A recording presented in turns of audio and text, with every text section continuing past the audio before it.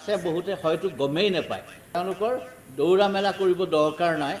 মই অসমৰ ডেকাসকলক অনুৰোধ কৰিম যাতে এই বস্তুটো চকু ৰাখে কাৰণ আমি বহুত পোষ্ট খালি ৰাখিবলগীয়া হ'ল কাৰণ আমাৰ কেণ্ডিডেটে কম পালোঁ কণ্ট্ৰলাৰ চিভিল ডিফেন্স আৰু চিভিল ডিফেন্স ডেমনষ্ট্ৰেটৰ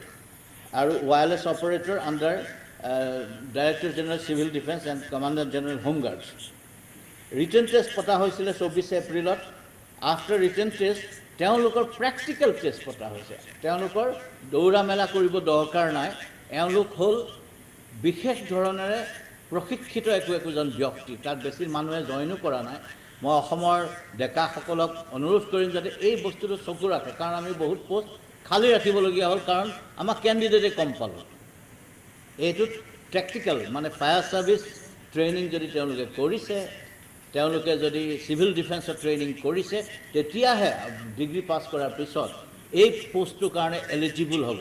এই পোষ্টটো যে আছে বহুতে হয়তো গমেই নাপায় গতিকে এই পৰীক্ষাটোত আমাৰ অসমৰ ডেকা ল'ৰা গাভৰুহঁতে এই পৰীক্ষাটো দিব লাগে কাৰণ পোষ্টে খালী থাকি গৈছে আমাৰ তেনেকৈ চিভিল ডিফেন্স ডেমনষ্ট্ৰেটৰো 45 নম্বৰ আৰু 50 নম্বৰ আছিলে আৰু এইখিনি কাম ইতিমধ্যে সম্পন্ন হৈছে